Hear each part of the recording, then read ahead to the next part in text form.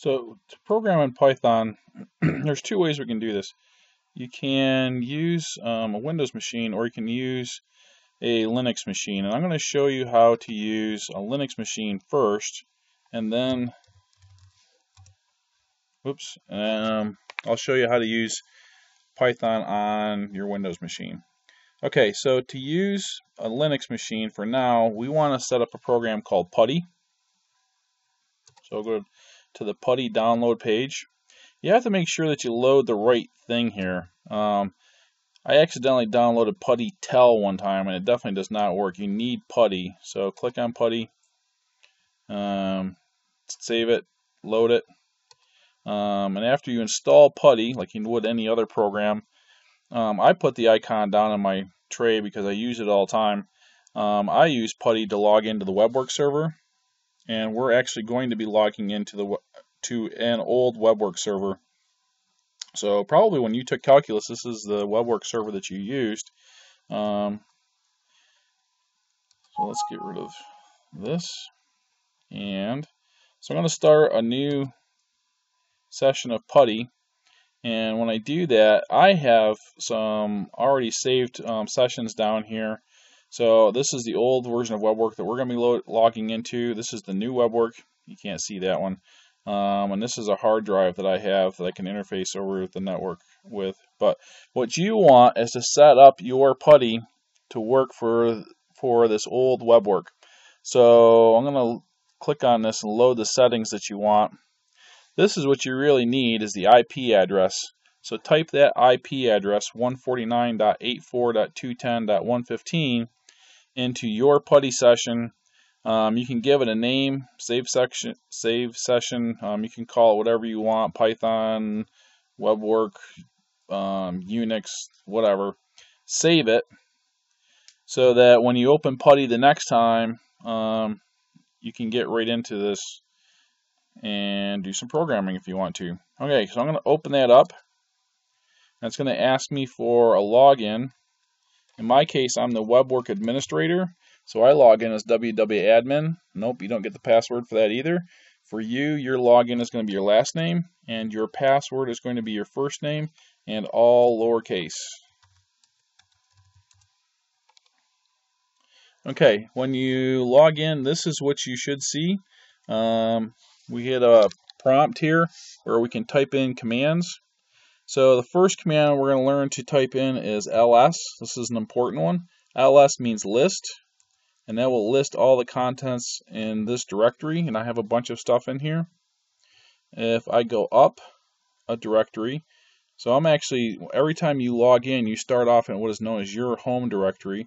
But there are more directories in here, and you can change directories by the cd command, change directory. And if you want to go up one directory, you go cd ...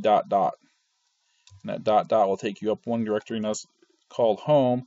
And if I list what's in here, I can see that there's a www.admin directory. That's where I just was. So I logged in as www.admin. That automatically takes me to www.admin. And then I see all the students in my class. And then I also noticed that I accidentally have a student in here from last semester, so I'll have to take her out. Okay. If I want to get back to www.admin, I cd www.admin, like that. If I want to see more than just a listing of directories, you can do ls and you can put options on here. Put options on this by doing a dash and an L. And now we get a lot more information. So over on the right here, this is a listing of all of everything in blue. These are directories. So these are directories that go further down in. Like I have a directory I can put documents in. Anything in white, those are actually files. Tar file in Unix is basically the same thing as a zip file in Windows, but it gives me more information. It gives me creation dates, and here it gives us, so it keeps saying www.admin until I get down to this tar file which says root. Those are actually the owners. those names are the names of the people that have permission to work with these files.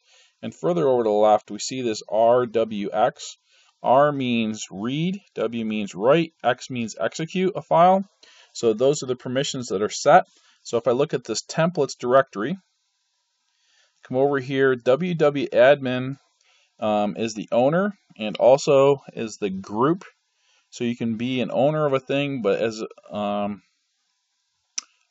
Unix user, you can also be members of groups. So for example, you are the user with your last name, but everybody in a class is a member of the group students. So in this case, www.admin is not only the user, but also the group. And on the right, these things come in triplets. D means directory for templates. And the owner has read, write, execute privileges, which you would expect.